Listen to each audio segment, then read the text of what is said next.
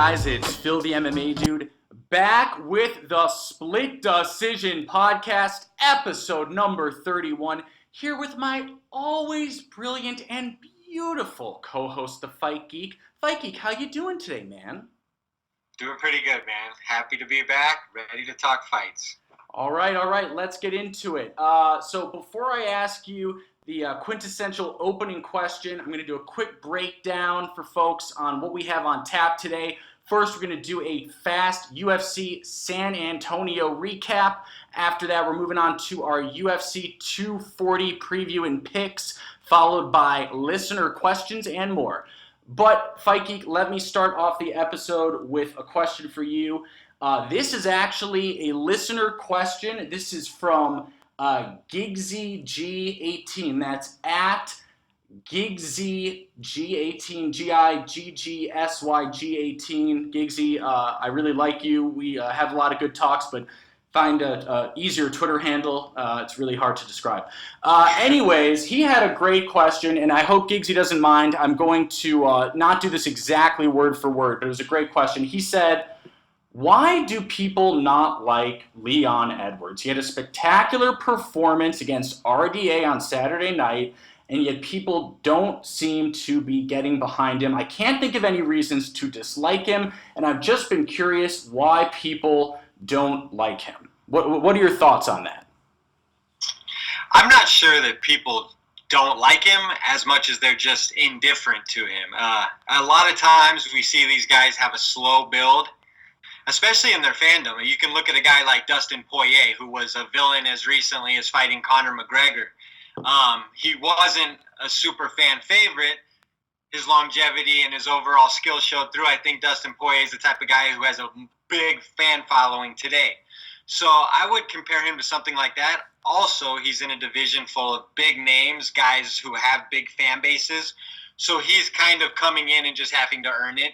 I think if he keeps fighting how he did versus RDA, he will become much more of a fan favorite. I get that he's a kind of a decision machine, but technically, athletically, fight IQ, he's pretty airtight with everything. He's very, very good. So I think if he keeps winning, I eventually think he will become more popular. I just think they're a little indifferent to him right now. He beat Cowboy on a China card that was at 5 a.m. So that's probably the biggest win of his career name-wise. That was a tough fight to see. Definitely wasn't seen by the casuals in the mainstream. He's obviously a foreign fighter, so he doesn't have a huge following already. But I think that will come in time, especially if he gets one of the top 5 or 6 guys and keeps winning and eventually gets to that title shot. People really were not high on Kamaru Usman. They thought he was boring. Some still do. And he wasn't really getting over. And I think you're seeing a similar build with Leon Edwards. Yeah, absolutely. So I'll come out and say, I will admit that I have had trouble getting into Leon Edwards, getting excited about Leon Edwards. And, there's no doubt, let me be clear, there's no doubt he had an extremely spectacular performance against Dos Anjos this weekend. Extremely technical, extremely well-rounded mixed martial artist. I mean, it was a beautiful performance. I think he has 2 main problems. You already nailed one of them. He's a bit of a decision machine.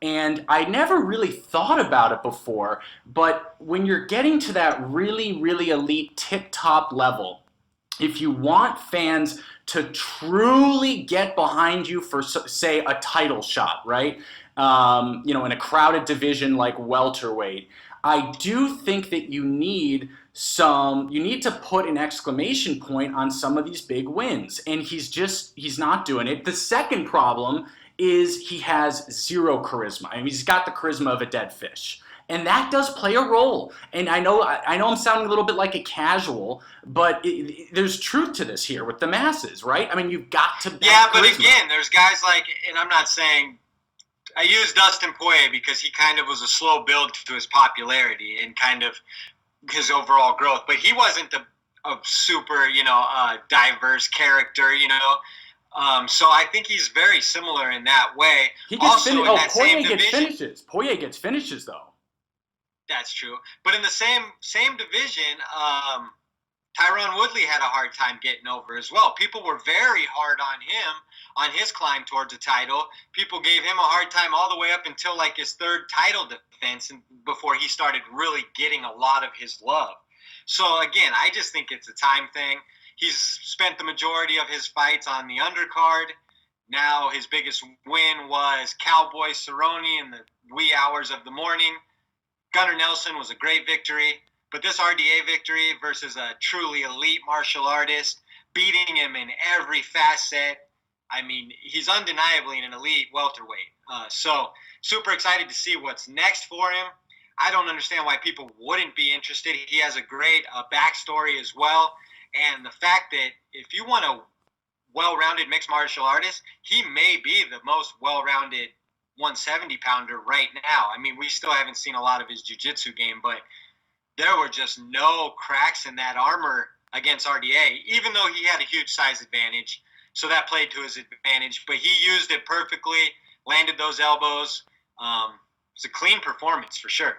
Yeah, absolutely. And I would have to probably agree with you about, most well-rounded welterweight. I think there's an argument for that right now. I can't really disagree. I don't want to ask you too much more because we've got great listener questions tonight, and a lot of them are about Leon Edwards and what's next for him, so I'm going to save that.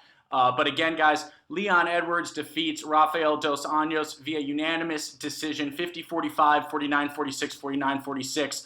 Are we ready to move on to the co-main event? Yeah, let's jump into it. Okay, so UFC San Antonio guys had some great fights, especially at the top.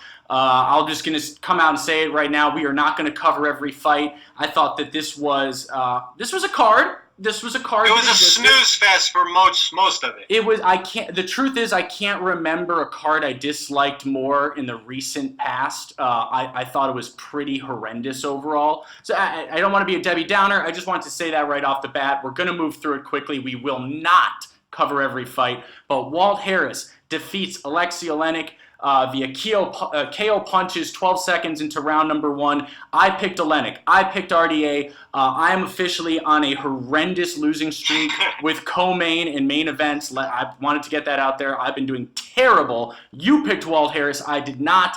What do you think of his performance and what's next for Walt Harris?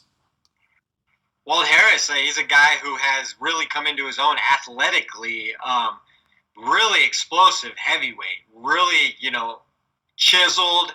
I couldn't have been more impressed. He was explosive with the flying knee for a heavyweight. I think he showed that he has really hit in his stride.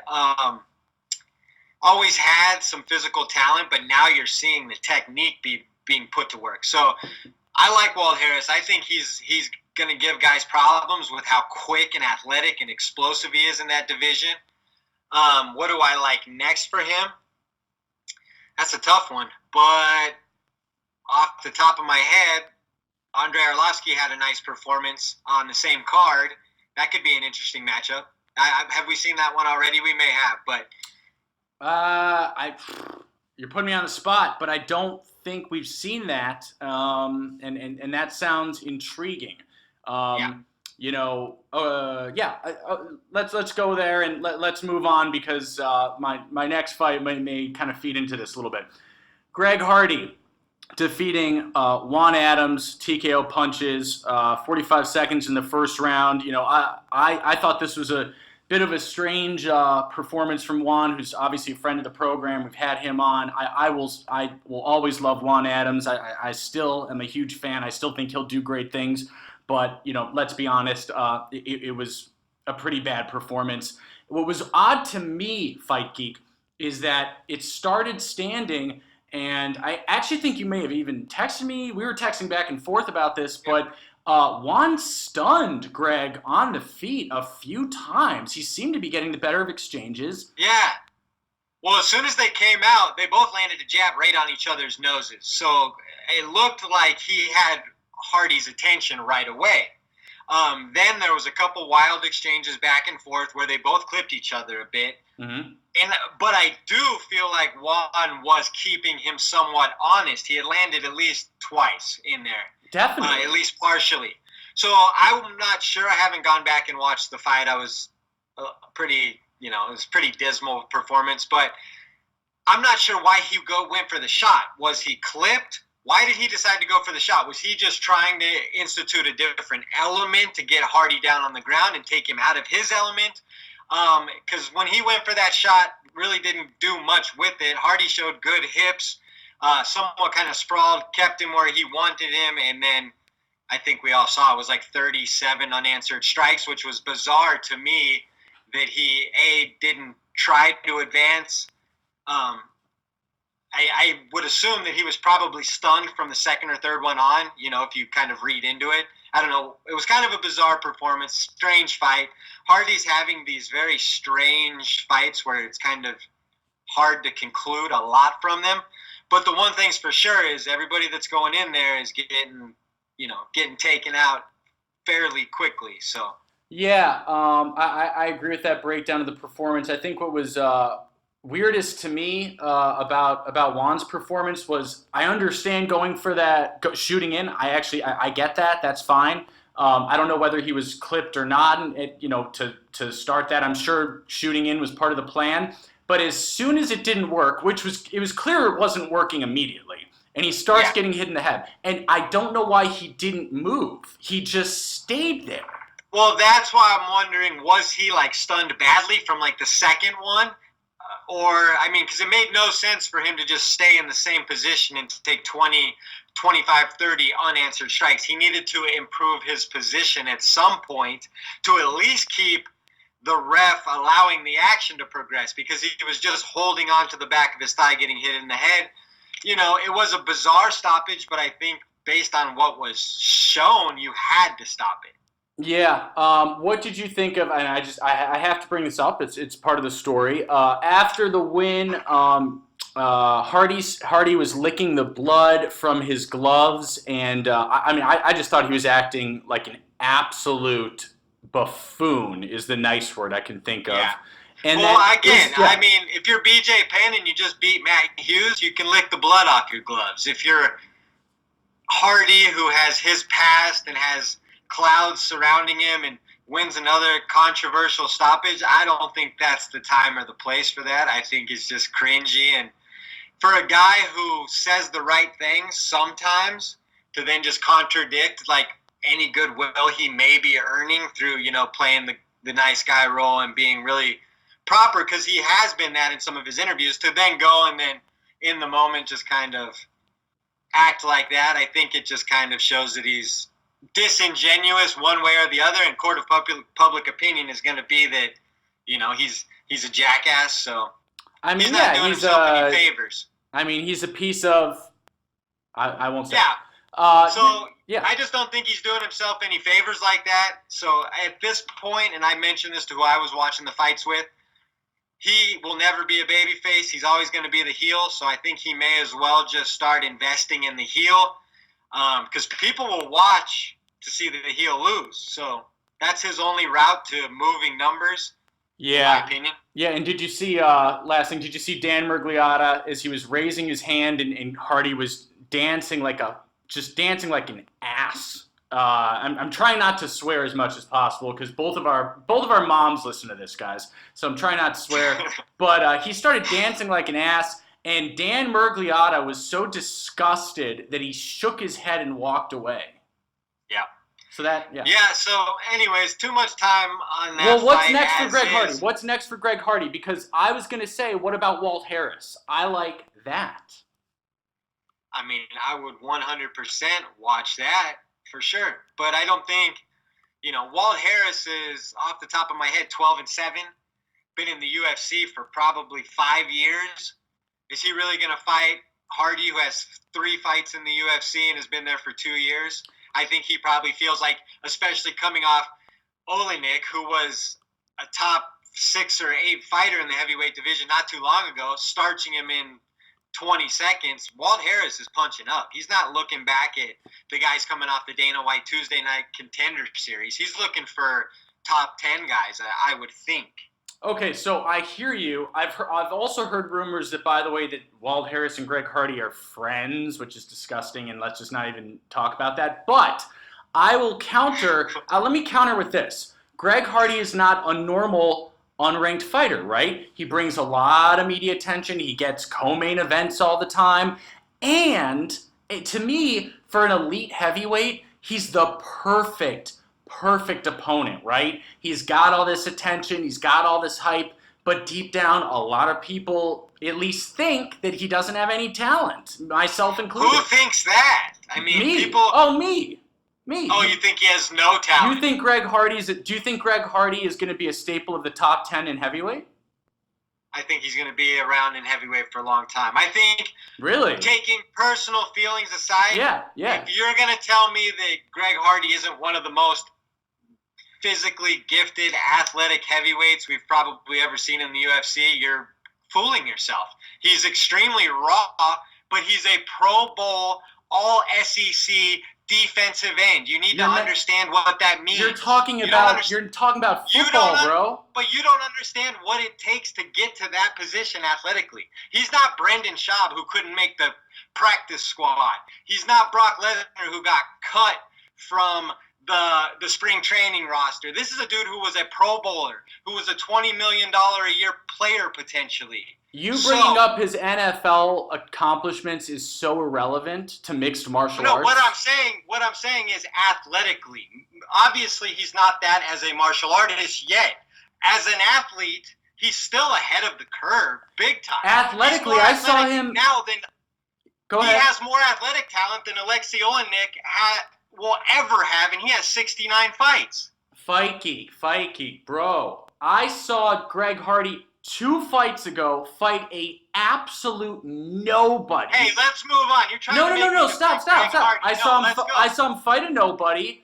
I saw him not finish him in the first round and completely be done. He was done physically. He was done. Sure, I'm not saying right now. I'm saying whether you can't keep saying he has no talent. That makes no sense. He obviously has talent. He's got 5 minutes of talent. He can't go on after it. Is that I'm not saying I disagree with you, but the longer he's at ATT, which is arguably the greatest mixed martial arts camp in the world, he's going to improve, and he has great athleticism to work with. That you can hate the guy. None of us condone Greg Hardy. We're not talking about his personal stuff right now. I'm saying physically, as a heavyweight, there are very few guys that are going to come in there and be stronger or more athletically gifted than him. So do you like his chances over, say, number 12 Tai Tuivasa? I mean, no, but okay, exactly. I think that would be a fairly interesting fight to watch. Yeah, no, I know. That's why I mentioned him. I think it'd be a good next fight. It's time for him to match with the big boys. Okay, moving on. This to me was the fight of the card for sure. Dan Hooker defeats James Vick 2 minutes and 33 seconds into the first round. What was your takeaway from that fight? First takeaway is James Vick cuts way too much weight. I said basically in my breakdown that he cuts too much weight and he gets flash knocked down. It's also a technical flaw. He lowers his right hand. He leaves his chin wide open for left hook. I think he's been knocked down with 3 straight left hooks. Is that correct? That sounds right. I say he has to go to 170. He needs to go to 170, reinvent himself, not drain himself.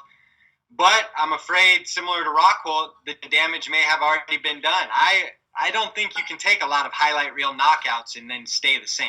I just don't think it works like that. Oh, I think he's finished. I think he might get cut. I actually tweeted this. I don't think he's going to get cut. I mean, didn't he have like an 8-1 or 9-1 record in the UFC at one time? So that feels like a million years ago.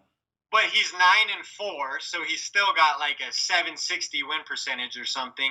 He can sell the narrative. I'm going to reinvent myself. I'm not going to dehydrate myself. Go up to 170. There's plenty of guys at 170. We're seeing Michael Chiesa have good success at 170. Yeah. I'm sure James Vick can find some success there as well.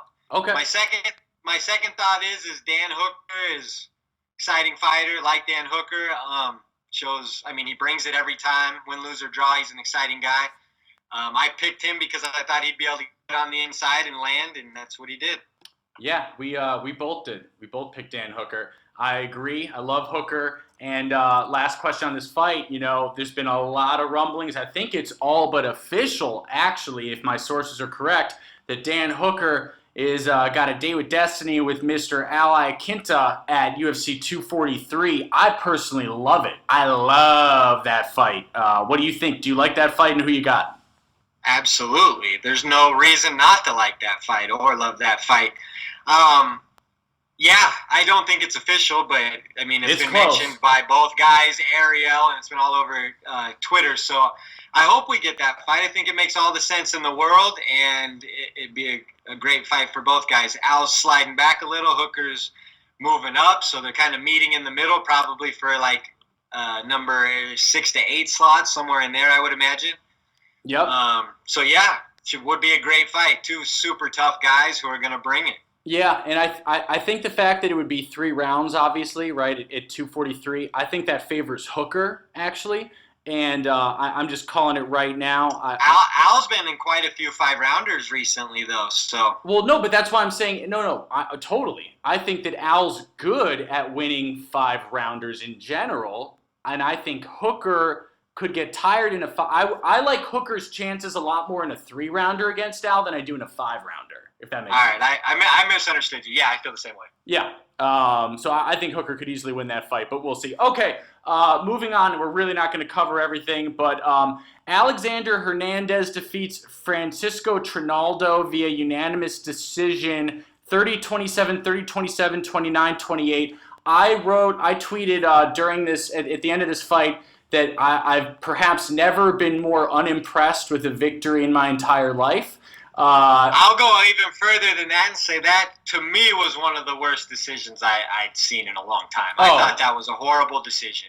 I know that some people were saying you can't cry robbery, but no, you can't. You can't. I picked Hernandez, and I'm high on Hernandez, and I was completely underwhelmed by just about every facet of his game during that fight. He was unwilling to engage for the most part, stayed on the outside basically for all 3 rounds, was reeling on the outside, was busted up on his shin, busted up on his eye. Trinaldo looked like he was having a light sparring match. So I was confused by that fight. Did I miss something there? No, you didn't at all. This is what I will say about it. Okay, I was watching that fight, and Alexander Hernandez reminded me. People are going to laugh and smirk about this. You know who it reminded me of? It reminded me of me in a sparring match, and that's bad. That's bad. Because you know what happened? Hernandez went in aggressively for 2 minutes, got tagged, and then backed off and played it safe. Got gun shy, but I think he got. And that happened, and that's what amateurs do, like me. He looked horrible. Whenever you take headshots from Cowboy Cerrone in your last fight, I think he was just a little gun shy to get right in the back in the firefight. He was trying to be a little tactical, ended up freezing a little bit, and I don't remember off the top of my head. I don't remember him landing much of anything. Trinaldo wasn't lumped up, cut, swollen at all. Yeah, no, I was going to say you could make an argument because of the first 2 minutes of the first round that Hernandez won the first. You could.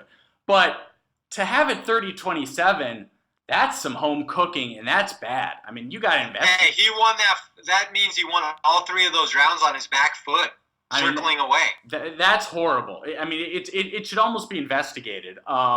It was really bad. Hernandez. Well, Trinaldo I think Trinaldo has formally asked to be given his win bonus. Yeah, I mean, yeah. Good luck with that, with Uncle Dana. Good luck with that, but I mean. No, but I mean, and by the way, Trinaldo deserves some criticism too, right? I mean, he should have seized the moment. Yeah, but Trinaldo was brought in as a showcase fight for Hernandez, so. Oh yeah.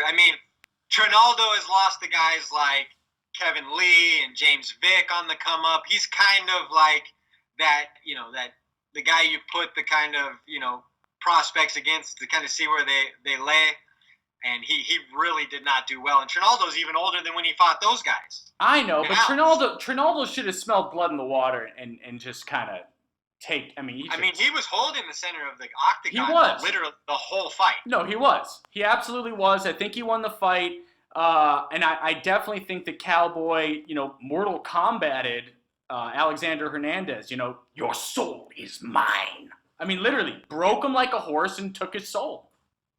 Right? He's still young enough to come back, though. I mean, he got gifted this time. He's still only 26, I believe, so he's got time to work. But yeah, he needs to pull the trigger a little bit more, in my opinion. Also, mix it up a little more. Yeah. Okay. Moving on, and we're not going to cover the prelims much, but let's just shout out. Wait, Arlovsky defeats Rothwell. You picked Rothwell. I picked Arlovsky. Ha ha ha! I win.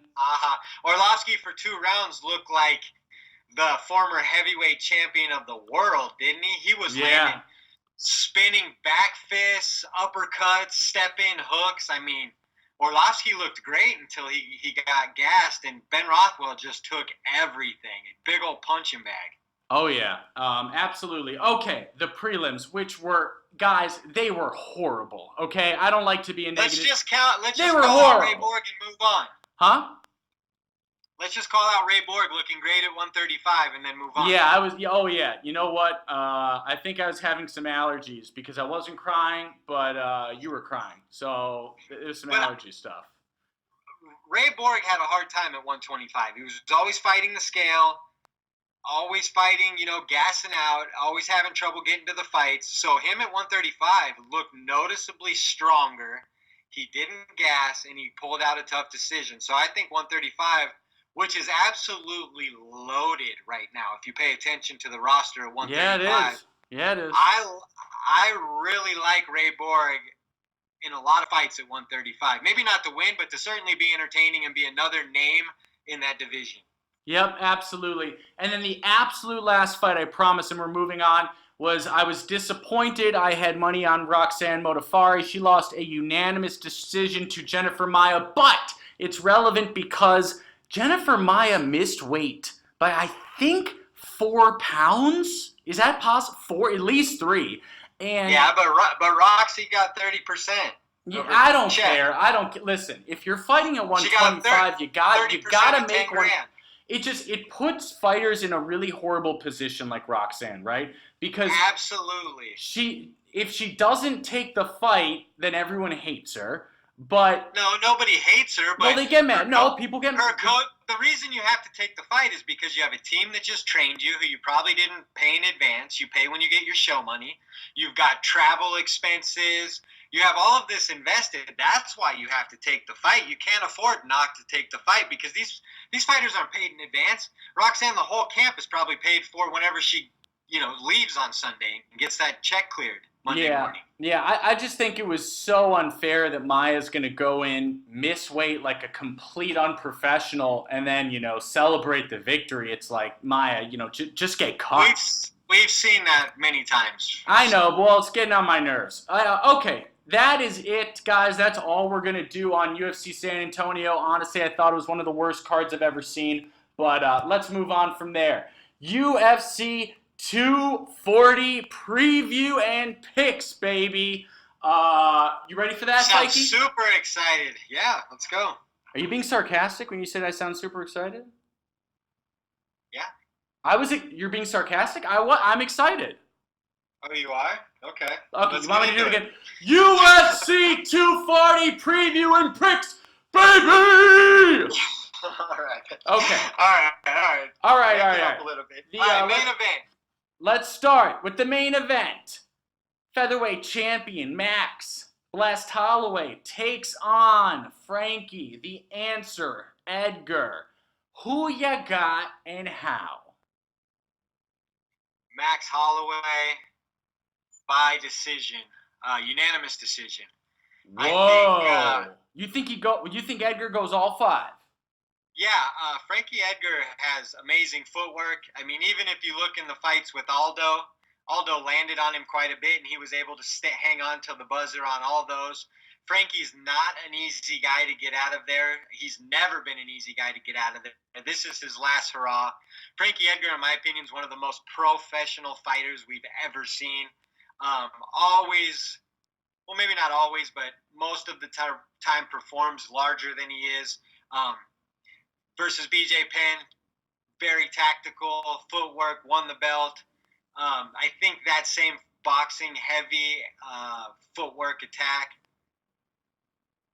will get him to the buzzer. But I think that Max's volume, youth, athleticism, and striking will be able to win the rounds decisively, especially late in the fight, rounds 4 and 5. Sorry, zoned out a bit there when I remembered Frankie getting knocked out by Ortega. Okay, so let me ask you this. Very interesting, unanimous decision. Wasn't expecting that. Do you see Holloway losing any rounds? Is it going to be 50-45 or what? I could see Holloway maybe like losing round 1 on a very in and out round by Frankie, you know, just touching and moving. Frankie's going to be moving. This is going to be a high-paced fight, much more high-paced than Max's last 2 opponents in Ortega and Poirier, who technically both have more power, but I think Frankie is going to try and push even a quicker pace in and out. This is all. If Frankie thinks he's going to beat Holloway with pace, bless him. How else do you think he's going to beat him? Because Max Holloway hates high-paced fights. Are you kidding me? No, I know, but you're asking me to tell you what Frankie's path is. That's the only path. Do you think he's going to take him down and submit him? No, I don't think that's going to happen. I believe Frankie was 0 for 6 on takedowns versus Cub Swanson. If he can't take down Cub Swanson, he's not taking down Max Holloway. Okay, very fair, very fair. I think we mostly agree here. I am definitely taking Holloway. I think that, and maybe I'll be very embarrassed, by the way. I think you're nuts thinking that Edgar's going to go 5. I think you're nuts. Ortega. I think this is Edgar's swan song. This isn't it? I mean, Frankie Edgar's never getting another title fight after this. No way. I'm sure if he loses, he'll retire. So, an all-time Hall of Fame warrior who's not really that worn, you don't think can make it to the buzzer? Brian Ortega didn't make it to the buzzer. Max Holloway's coming off a hellacious beating also. You don't think perhaps... a hellacious beating? A loss. That was pretty... If you take 150 to 200 strikes during a 5-round match, that's pretty hellacious. I actually was looking at the stats randomly recently, and I think Holloway landed more significant strikes than Poirier did. Significant? What are you mean in real life or on paper? On paper, of course. On paper, duh. In real life, Dustin landed all the significant strikes. No, of course, I'm not inferring anything. Of course, Poirier won. Okay, listen. All right, anyways, we're getting sidetracked. Holloway, he's going to see the buzzer. Holloway by 3rd round TKO. I think he's going to knock Edgar down. Edgar's going to be okay. Holloway's going to follow him to the ground and finish him there. Kind of similar to the Aldo fights. So 3rd round TKO. Very interesting. All right. Let's go to the co-main. Chris Cyborg versus Felicia Spencer, I believe, right? Yeah. Who do you got? Yeah. Okay, so I think that, had Felicia Spencer been given a few more fights, this could be a truly competitive matchup. She obviously destroyed Megan Anderson. Oh, excuse me. Very nice. Megan Anderson. But, the truth is, look, Cyborg is... After this fight, she's going into free agency. She's going to be she does not want to lose 2 in a row going into free agency. That's for sure. I think that Spencer's getting a little rushed into this, and I think that Cyborg will drop her, will find the opening and drop her, and I see her getting a late TKO in the 1st round. Yeah, it's hard to disagree with that. I just don't think Felicia Spencer, she comes in with her chin way up in the air. I just think, especially after, again, Cyborg takes a tough loss. She's going into free agency. This is going to be as focused of a Cyborg as we've ever seen. She has every reason to put on her best performance here. And for that, I'm high on Spencer. I think she's really good, and if she gets it to the ground, I think she has the size and skill to actually make it interesting for a few minutes. But I'm taking Cyborg by first round TKO as well. All right. Okay, moving along. Welterweight fight, and this is a lot of fun. Jeff Neal versus Nico, the hybrid price. Nico, what up? Just start following me on Twitter. I believe he's a fan of the program. I'm actually making that up. I have zero evidence. But well, we know who you're picking now, so. You know what's so offensive about that is it's true. That's the most offensive part. So who do you got? You jerk. I got Jeff Neal, man. Jeff Neal versus Nico Price. This should be fireworks. Neal's the heavy favorite. Neal's the heavy favorite. So, yeah. That would make sense, I think. Right now, Nico's, I like his style, kind of wild, athletic, but I think that Jeff Neal just hits too hard. Nico gets hit too much. I think that Jeff Neal will KO Nico Price in the second round. Okay. Sorry, Nico. No, that's very fair. That's what I would assume a lot of people, like the casuals and Fight Geek, it kind of blurs into one. Casuals and Fight Geek would choose, but I think the fight casual. Actually, you should stick with that. Nico, the hybrid price is he's a crazy person. Frankly, he's a crazy person. He's just a straight up crazy person. So if anyone's gonna pull an upset, and it would be a big upset, it's gonna be the hybrid. So give me Nico Price. I don't see this as, the odds are what the odds are, but I don't see this as like some crazy upset. No, Neal's a huge favorite, trust me. Huge. But both of these guys have the ability to knock out pretty much anyone outside of the top 10 at this point, right? Yeah, but that's why I'm taking Price, baby. And because he followed me on Twitter. And because we got to disagree once in a while. Every once in a while. All right. Okay. OAM, Olivier Aubin-Mercier versus Arman Sarukian. Who you got? Sarukian. I've got Arman Sarkurian. Is that him? Sarkurian? What? Tsarukyan. Long story short, I'm taking him. He looked great in his last performance, which I believe was his debut versus Islam Makhachev. It was a super fun fight, great grappling exchanges and scrambles back and forth. He also shows some pretty good striking prowess, so really high on this guy. I'm taking Arman Sarkurian via unanimous decision. Via what?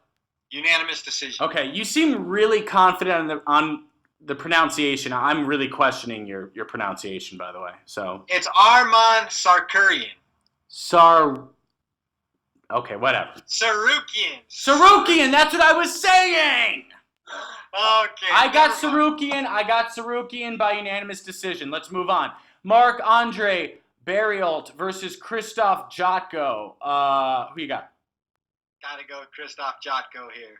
Ooh, I knew you'd say that. See, I knew you'd take the sucker pick. I knew you'd take it. Sucker pick? No, because he's the big favorite. I don't even check the odds. I have no clue who's the favorite. Yeah. Whatever. Sense. I'm being the really brave loner who just has a lot of confidence in himself despite all the odds against me. You're being the guy who lost a lot of money on what fights? Literally everyone. Thanks for mentioning it. Thanks. You're being so confident with your Barriault pick. I got Barriault, baby. Barriault, take me home, baby. Come on. Okay. All right. You got money on Viviane Araujo? That's a negative, but it's funny you mention her because I'm picking her over Alexis Davis. So am I. Absolutely. Oh, really? Wait, really? Yeah. Oh, yep. I thought that was a big gutsy call. You thought you were so tricky. There's only two choices, Phil. True. Okay, fine. All right, let's go. Hakeem Dawodu versus Yoshinori Horii. Who you got? Hakeem Dawodu. I'm taking him. I think this is going to be an interesting fight, but I'm pretty high on Dawodu. I think he came over from PFL, correct? Or World Series of Fighting, same difference. Right, which is one and the same now. Yep. Also got Dawodu. I got it via unanimous decision. What about you? I'll take him by second round TKO. All right. Moving on. Gavin Tucker, another featherweight fight. Gavin Tucker versus Sungwoo Choi. I'm taking Gavin Tucker. Who are you taking? Oh, interesting. I got Choi by split decision. Sounds exciting. The next one certainly is exciting. Yes. Alexander Pantoja versus Davison Figueiredo. Yes. This is going to be really fun. I don't know why this should be on the main card. Yes. It's confusing that it's not. I totally agree. Who are you taking in this fight? I'm interested. Yeah. So I think that Alexander Pantoja is extremely underrated. I think he's one of the best flyweights. I wanted him to fight Joseph Benavidez.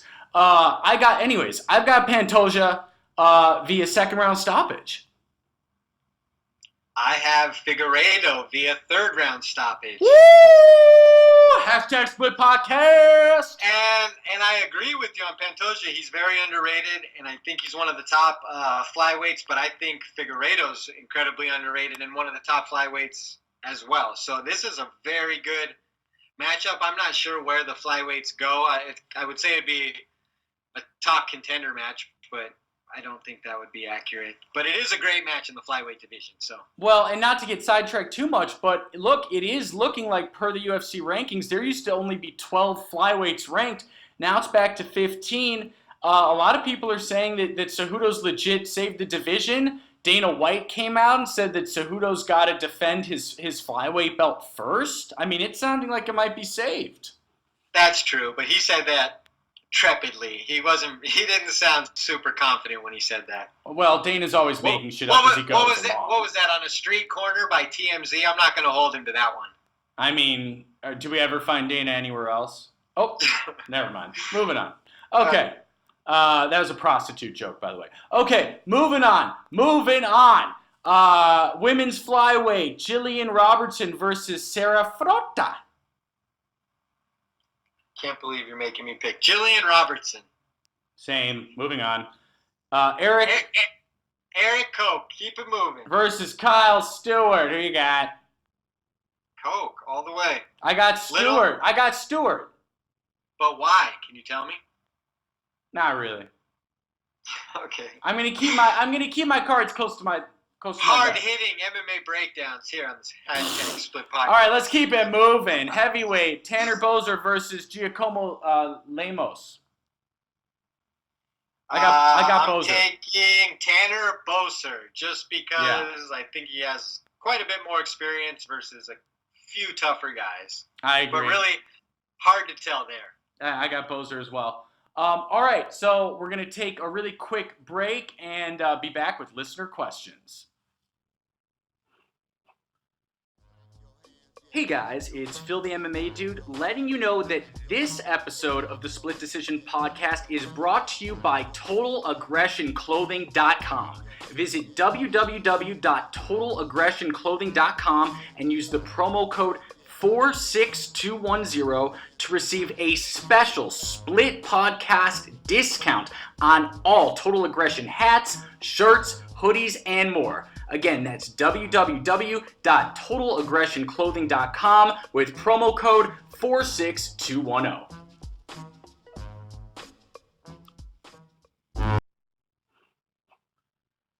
All right, guys, we are back with the Split Decision Podcast, episode number 31, and it is time for my favorite section. One and all, y'all know what it means. It's the listener question.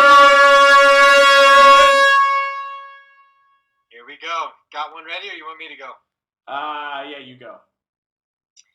Paul O'Kelly asks, at Sparks F1, in UFC history, who would you say had the most impressive rise from debut to becoming champion? Go. Yeah, I love that. I wrote that. It's a tough question, and I'm going to have to think about it, but go ahead. Okay, so I have a bunch of names written down. Only one. No. I have to name a few. Michael Bisping, because no one thought he was ever going to actually get it, and then he did. Holly Holm, no one thought she beat Ronda. Hold on. From debut to becoming champion, though, Bisping had like 6 losses, though. So I get what you're saying. Yeah. But are we talking about just their title run from debut to title? And I guess I'm confused. Maybe I'm confused. I interpreted the question as biggest surprise, biggest like amazing comeback feat. I thought most impressive rise. Michael Bisping is like most impressive career, but his rise was stopped when he got knocked out by Dan Henderson, wasn't it? No, of course. I interpreted this as people who overcame adversity and were surprises. I'm taking this from debut to title belt, like within 10 fights. That's not nearly as interesting. Later. That's such a more boring question. Is it? Okay. Anyways. Okay, and wait. Last person I wanted to mention, Steve Jenham, UFC 3 alternate. Steve Jenham?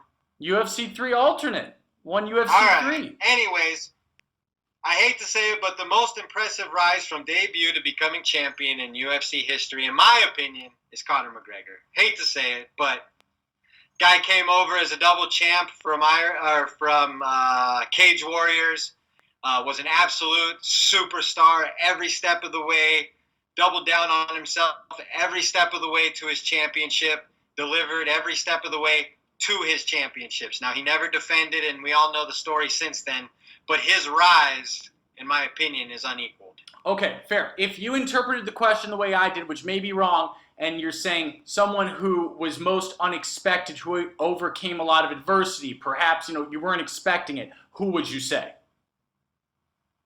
The most unexpected champion of all time? I mean, yeah, you'd have to go with someone like Michael Bisping, What about Robbie Lawler? Robbie Lawler's another good one, but Robbie, I was watching fights when Robbie Lawler was an Uber prospect at Militich camp, and everyone was talking about him being a future champ. So to see him come full circle is not all that surprising, because Robbie Lawler was a blue chip prospect from the beginning who was supposed to do these things. It took him a long time, but it's never like he came out of nowhere. Same with Michael Bisping, who won the Ultimate Fighter, was an undefeated 205er. I mean, these guys had a lot of potential, so it wasn't like that surprising, but the perseverance in their story, I'll give you that. What about Rose Namajunas? That's the last one I had listed. Not that impressive to me, because she has losses to she has a loss to Carla Esparza. That's why it's No, see again. That's why it's impressive. It was like she was like 4-2 or something. I think Conor going 9-0 and knocking everybody out and putting on record-breaking performances is more impressive than Rose losing to Carla Esparza on her way. We both took the question a completely different way. Sorry, Paul. We're moving on. All right, let's move on. Go ahead. Okay. All right. Yeah, so moving on. This is from Nathan. That's at N_Web1212. If Frankie wins, do we give Max an immediate rematch, or should we wait on that and give it to Volkanovski? Go. I think I addressed this last week. This is a thank you fight for Frankie. So if Frankie were to somehow pull a Hail Mary and beat Max Holloway will get an immediate rematch, I believe. I just feel like Max didn't have to give Frankie this fight. There's a list full of guys he could have fought and everybody would have been fine with. He's doing Frankie the favor. So again, if Frankie wins, I believe Frankie to be one of the pros of all time in the UFC. He would surely give Max Holloway a chance at it again. Yep, I totally agree. The one thing that makes it interesting, obviously, is that would mean that Max Holloway is now fighting for a belt on a 2-loss streak, 2-fight losing streak. But I agree, he would need to get an immediate rematch. This is from Cyrus King, one of my faves. Wow, did I just say one of my faves? Ooh. Okay. So hipster. Yeah, at Cyrus King. As the time grows near Cyborg's last fight, what is her legacy? Is she the GOAT or overrated hype machine who steroid enhanced her performance as well as fighting soccer moms? Go. It's a tough one. I think the reality lies somewhere in the middle. I certainly believe that Cyborg is one of the best female strikers we've ever seen in women's MMA, right? Mm-hmm. One of the most ferocious. I do believe she capitalized on beating a lot of fighters who were the weight class below her. So, whether that's her fault or not, that is going to be part of the story. I don't think she's the GOAT anymore. I think Amanda Nunes is clearly the GOAT when it comes to the female fighters, but I certainly place Cyborg firmly in the top, the Mount Rushmore of female fighters, the top 2 to 4 for sure. Yeah, absolutely. I think that I would first and foremost, Cyrus, I would say this. I am not convinced at all that Cyborg's career is over or coming to an end. I think that just, she probably won't re-sign with the UFC, but guess what? That means she's headed to Bellator or, in my opinion, more likely even, the PFL to go steal Kayla Harrison's soul and become that 155-pound champ there.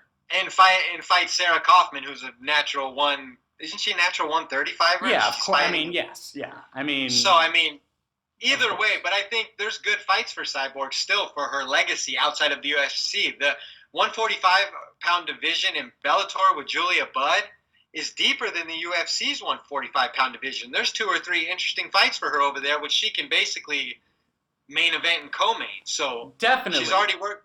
I'd rather see her in Bellator 100%. I'm hoping for that personally. Yeah, absolutely. And last thing I'll say on this, let me end on this note. Do I think that Cyborg is, going to be known as this huge drug cheat? Absolutely not. And I know that a lot of people were giving me some crap after last episode saying I was a hypocrite because, I was dissing Jermaine Durandamy for ducking Cyborg. Well, she had a PD problem, and a lot of people know how I feel about John Jones. But I've been very consistent, guys, very consistent from day one.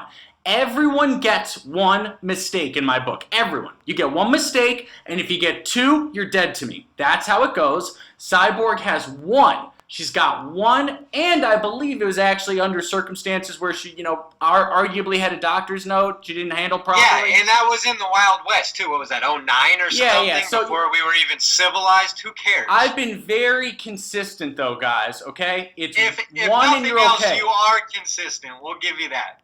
If you've got 1 PED thing, you're okay. 2, you're dead to me. Okay. Awesome. Next, I got one from Unsolicited Fight Picks at Combative Views. He says, what up? Love that guy. Not sure if we've talked about this, but who do we consider the next batch of UFC stars bringing in the money? Who do you see as the next wave of big money-making stars in the UFC? Well, go ahead. Yeah, my first thought, honestly, is somewhat ironic. My first thought when I saw this question was Jorge Masvidal, who I know is not that young. I know. But he's... Yeah, but I guess he is part of this next batch of maybe immediate next 18 months of superstars. So are we talking about the next 18 months, or are we talking about the next 10 years? Well, next 10 years, that's going to be a real tricky question to answer. Because okay, how about next 5 years? Because do you have a couple prospects you can name? So I can't say Masvidal? Masvidal has 43 career fights or 45 fights. It's like he's not really a new star, but I understand what you're saying. He is a new star to the mainstream. He's elevated himself to like Nate Diaz level rock star. Absolutely. Okay, well, you're taking this question again completely different than I did. Okay, Johnny Walker. If we need young Johnny Walker, go ahead. I think Macy Barber is going to be a star. Okay. I think she has a real fighter's mentality. She talks right. She's got a lot of skills. She's super young. But again, I'm talking about more of a long play. You think Johnny Walker, huh? Yeah, I think he's got the skill set as long as he isn't bullied into a ridiculous title fight with Jones next, which sounds possible, believe it or not. Would be absurd, but he's the number 12 prospect. Give me an effing break. But yeah, as long as he gets a few more fights before then, he could absolutely be a superstar. And Israel Adesanya is obviously kind of already budgeted into a star, but he's going to be, especially if he gets past Whitaker, a superstar that's promoted everywhere by the UFC. Do you think he's going to get past Whitaker? I haven't dove into it too much yet. I think that Whitaker still has a few advantages, but Whitaker has a lot of variables in that his health. He hasn't made it to the cage a couple times. The last victory he had versus Romero was a tough fight. So I still favor Whitaker there, but Izzy certainly has a chance. I mean, here's a stat for you, just real quick, just to put some perspective, because I think a lot of people don't get this. Robert Whitaker is 4 to 5 years younger than Israel Adesanya. Just FYI. That is crazy, but not in fight years.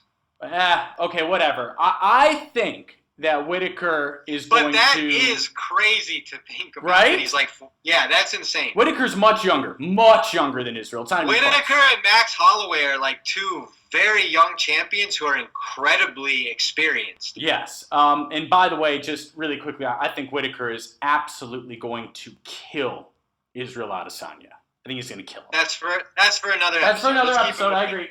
Okay. So moving on, do you have one, or is it me?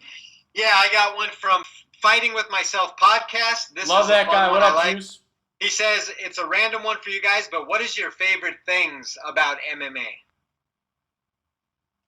Favorite thing/things specifically. Why don't you go first? For me, I love the nationality and the geographical aspect of it, that it's not, state versus state, city versus city. I love that it's country versus country. I love that each country has a different style. America, USA is, wrestling and American boxing, and then Europe is kickboxing, and Brazil is jiu-jitsu and grappling, and Russia is, grappling. So I love that aspect of it, and I love the characters. I love the competition and the individuals. I was a big ball sport lover all my life: football, basketball, baseball, and they trade all your players and they move cities, and they don't care. So it's just gets really hard to be invested.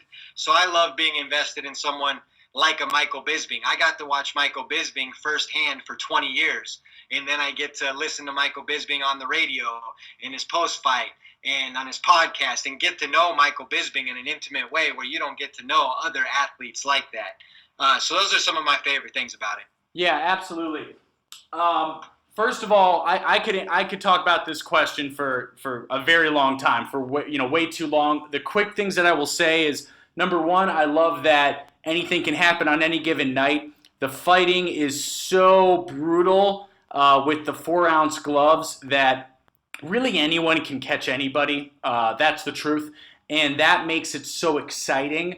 It's really been really bad for my pocketbooks when I've been drinking and start gambling. It ends very badly, but it's one of the things I love. And the second thing, the thing I love even more, is I find it personally just really I think it's a metaphor for life in many ways. I think life is almost like a cage fight, right? You're gonna Absolutely, get, you know what I mean? You're getting punched. So don't be scared of getting punched. It's happening. It's about, how are you going to handle that punch? Are you going to keep going forward? What happens when you get taken down and you're getting elbowed, but you survive? I could go on. I don't want to get too corny, but I view it as a metaphor for life in general. Absolutely. I think it's clearly the best display of character and willpower within all of sports, for sure. Yep. Exactly. Maybe not character outside of the ring, but whenever you have someone coming at you with the intent to do physical harm to you, you know what I mean? It takes it really. I really respect the type of person who can take that and turn it. It's super cool. Obviously, we're lovers of the sport, and we'll always promote it in the best way we know how. Yep. Okay, moving on really quick. This is Reed at Daily Knockout. He says, if Frankie wins, would you be interested in a Cejudo versus Edgar matchup, and who do you think would win? First and foremost, I really don't think Frankie's going to win. And second of all, No, I would not be interested in that matchup because Frankie, frankly speaking, didn't deserve the title shot in the first place. And I have no interest in seeing Cejudo hold up 3 divisions. Who do I think would win? I think Frankie would win, but it's really hard to say. It would maybe be competitive, if for sure. That was super long-winded. No. Henry has doesn't he have 5 contenders right now between 2 divisions? Yeah, it would be so disgusting. It makes literally no sense at all for Frankie Edgar, especially considering if Frankie Edgar were to win the belt, not only would he have Max Holloway to pay a favor to, but there's a waiting list in that division. So, no. It'd be horrible. It'd be horrible. Yeah, and I don't even think anyone that fight would be a dud on a pay-per-view as a main event. You couldn't even make that a main event. Nobody's paying for Frankie Edgar, Henry Cejudo, are they? I don't think so. All right, should I go or you? I'll go. Derek Lewis's hot balls at what is it? I love her. Pixie. It's at Pixie. She's one of my favorites. At Pixie what up? 26. Sorry. She says, Trinaldo spoke out about how sometimes he has to miss training because he can't afford to get to the bus to the academy. Do you think the UFC will ever change the show win purse policy? I don't believe it is an incentive. These guys lay it on the line anyway and are competitive by nature.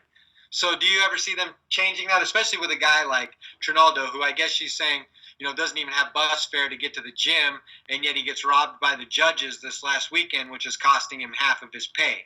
Yeah, I mean, and I do not want to get too far into the weeds on this, but we could. This is exactly why the fighters need to unionize. Because guess what? The UFC don't give a shit about you, okay? They don't. And they're absolutely not going to change it. They're not. There's no benefit to them implementing that for the fighters to get more money. So until the fighters can figure it out, there's no reason the UFC would be like, hey, you guys want a bigger piece of the pie? Here, have it. Yeah, nobody in business does that. It's not how business works. And by the way, Trinaldo should be very upset. I don't blame him at all. He should be upset. You know what, Trinaldo? Maybe you should actually start speaking out about a union.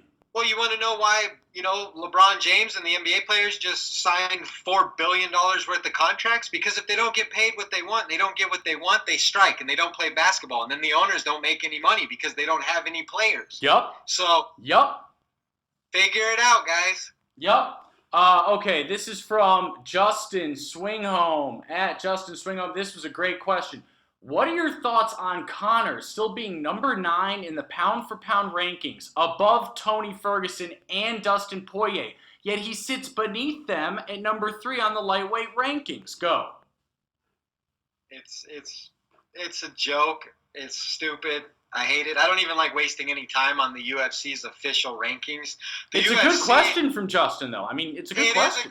It's a great question, and it's something we would all really like to know the answer to. Conor McGregor, in my opinion, is retired. I don't think that Khabib wants to give him a fight.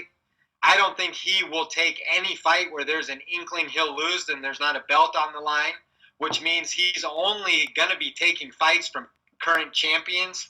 I don't think he can make 145 anymore. I think he'd get murked out by Kamaru Usman, and Khabib won't fight him. So I just think Conor's basically retired, but the UFC is just praying that he comes back someday, so they're keeping him floating around these numbers for as long as possible to keep him as relevant as possible for as long as possible, so if and when he comes back, they can still sell him as something other than a guy who's been 0-1 in the last 2.5 years or whatever it is. Well, and you know what Conor's doing, right? I mean, this is what I'm almost sure what he's doing. I'm pretty sure Conor's in court, isn't he? I mean, probably. But what I was going to say is that I think Conor is watching 242 very closely, praying that Dustin Poirier wins. How many times have we been saying Conor's watching this, Conor wants this, Conor Cowboy, Conor this, Conor out, Conor this. Conor is not fighting anyone who doesn't have the 155-pound belt ever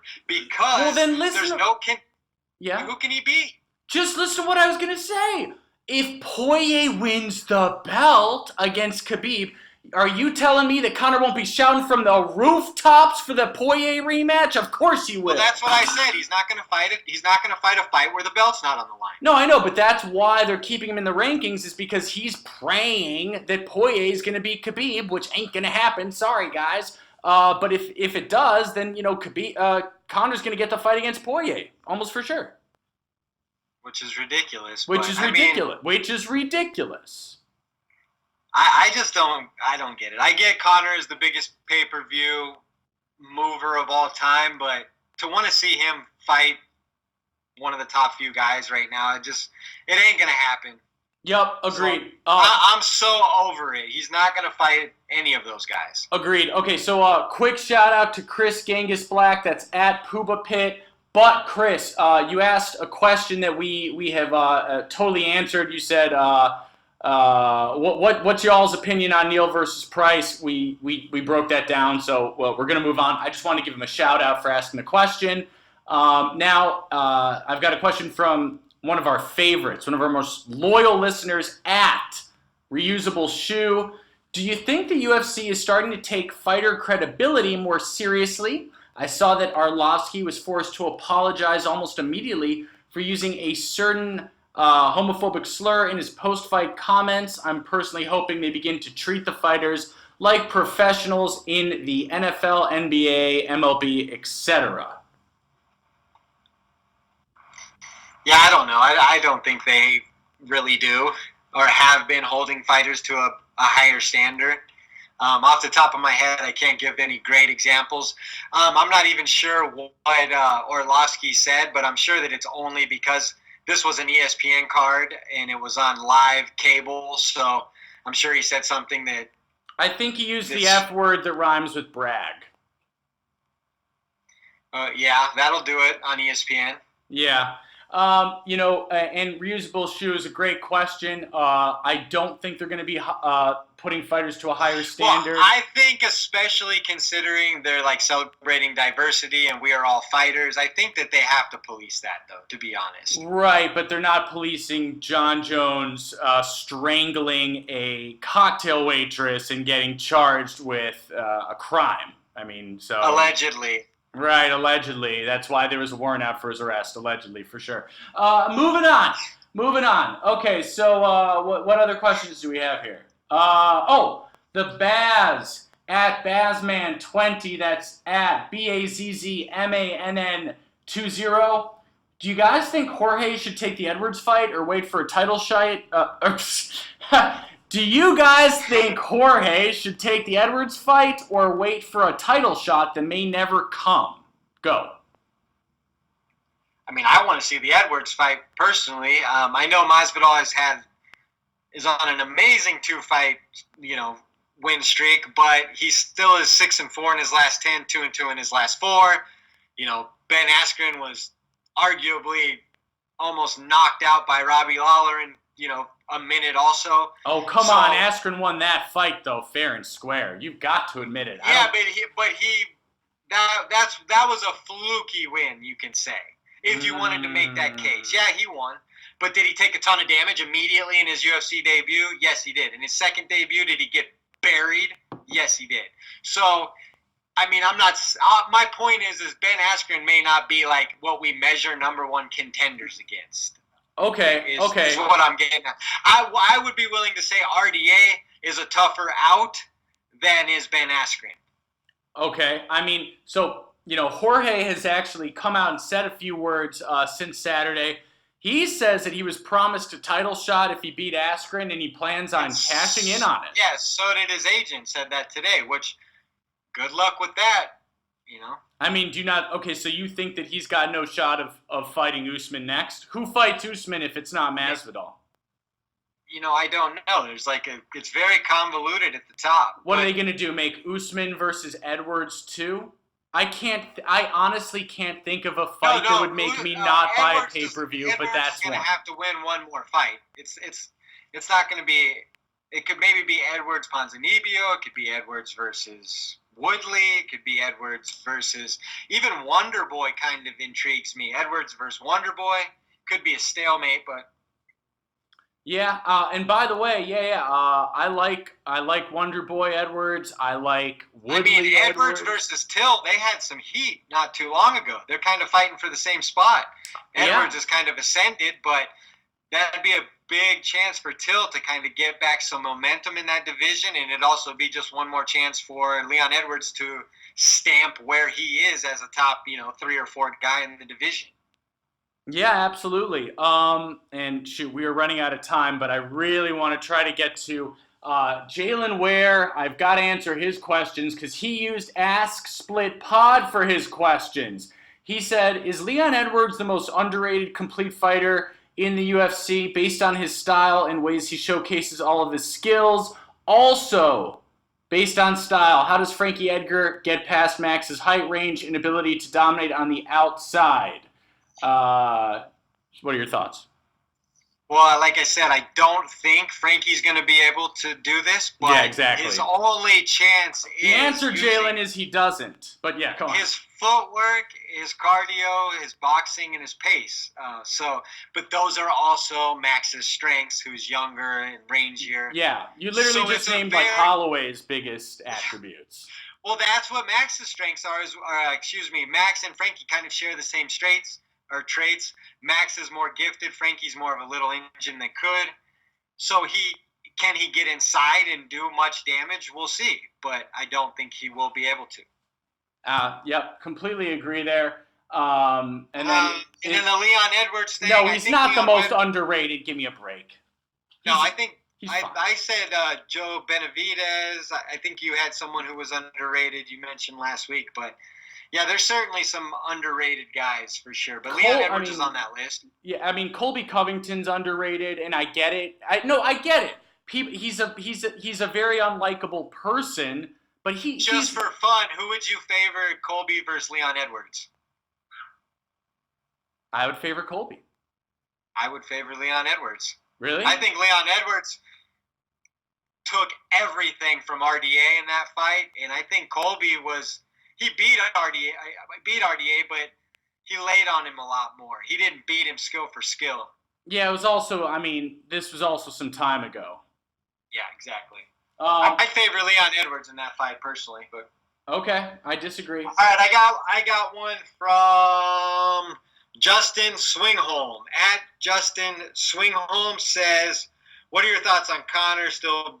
Or no, this is actually second part of this question. I apologize. It's Pat Tobin at Pat_Tobin. He says, "While we're looking at the lightweight rankings, who's the highest ranked lightweight you would pick Connor to beat if he were to return?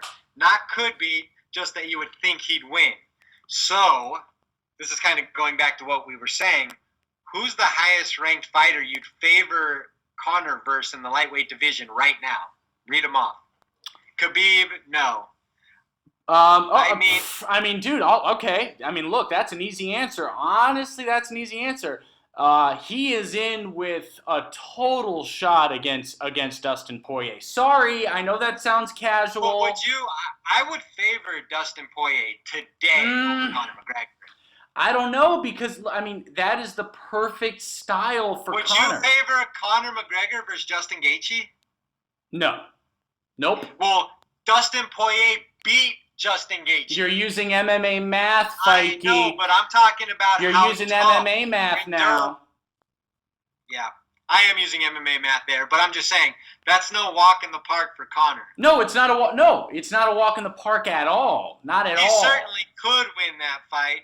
I don't like him versus Tony Ferguson. No I think way. Ferguson is a better version of Nate Diaz, who gave Conor all kinds of problems. Just to be clear, Ferguson would execute Conor and end his career for sure. And that's why the management kept them from each other that whole time. I like Cowboy over Conor, frankly. I do not. I think Conor would beat Cowboy. Oh, really? And then Yes. who do you like, Gaethje versus Conor? I like Gaethje. See, that fight is like a dream fight for me because Gaethje gets hit so much.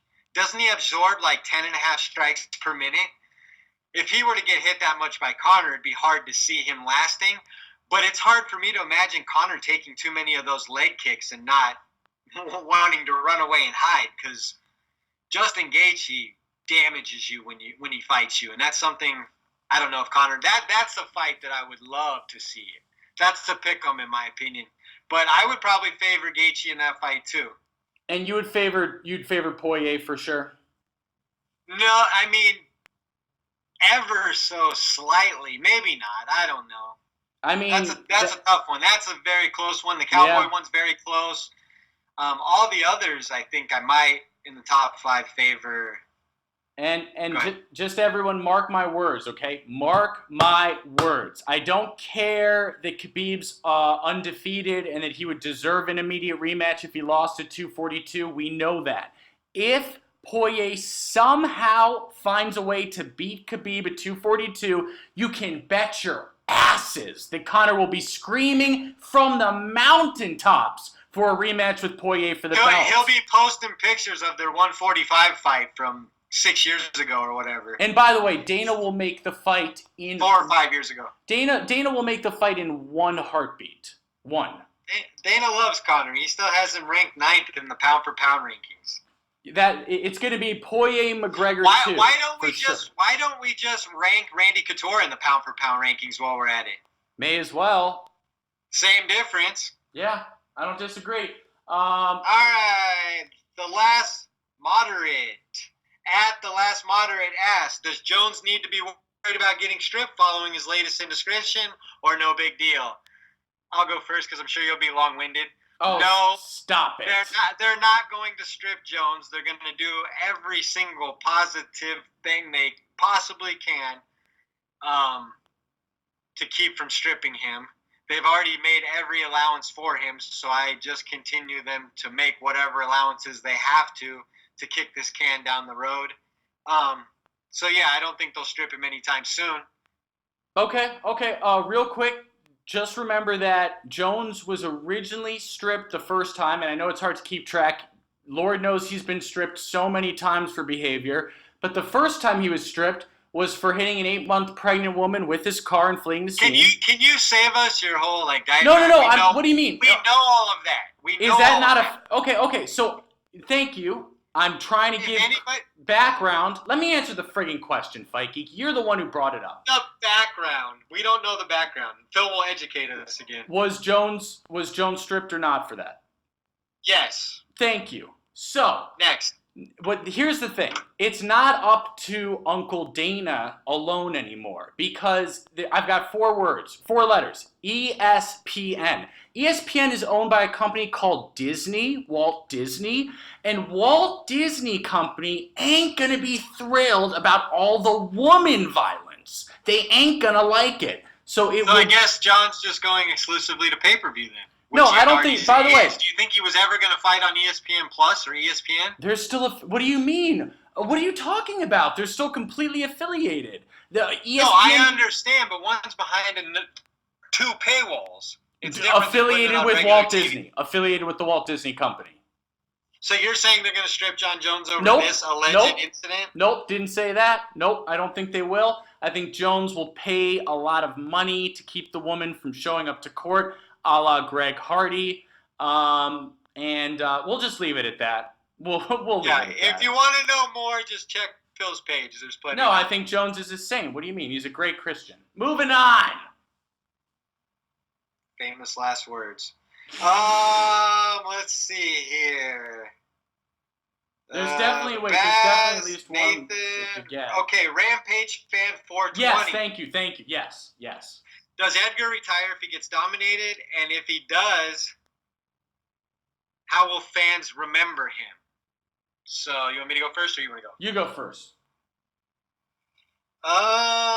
If he gets dominated, I don't see him retiring. Off the top of my head, I can't remember how old he is. What is he, 36, 35? You don't see him retiring? No, I think he'll still have the itch to maybe do another card back I do. Okay. in his hometown or something. All right.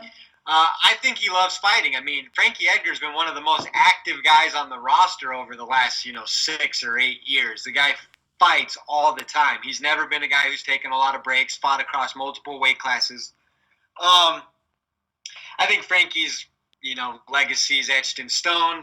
Frankie Edgar's legacy to me will always be tied to BJ Penn, Benson Henderson, and Gray Maynard. So what he did from here on out was all gravy. You know, his Gray Maynard fights are some of the greatest fights of all time. He beat BJ Penn 3 or 4 times. I can't even remember now who was considered the greatest lightweight of all time when he did that. Benson Henderson, who was, you know, a reigning champion. He established himself in that era as well. So he'll be remembered as a lightweight champion, little engine who could, tons of heart, some of the greatest fights in MMA history, and a Hall of Famer. That's what I think. Yeah, hard to disagree with any of that. I personally, the only thing I would change is I definitely think he's going to leave his gloves in the ring at UFC 240 if he loses, which I think he will. And then really quickly, did we answer MMA before I hand it off to him? Guys, if you enjoyed the show, if you want to jump onto iTunes and give us that 5-star rating, it really, really helps us. But I've never asked for that. But anyways, that's it for this week. See you next week. Fight Geek, take it away, baby. Hey guys, as usual, you can find us at iTunes, Spotify, YouTube, Google Play, Stitcher, and more. I'm at the Fight Geek MMA. He's at Phil the MMA Dude. We're at Split_podcast. That's 4 words. The Split Decision Podcast. Thanks for tuning in, and we'll talk to you next week. Peace. Peace.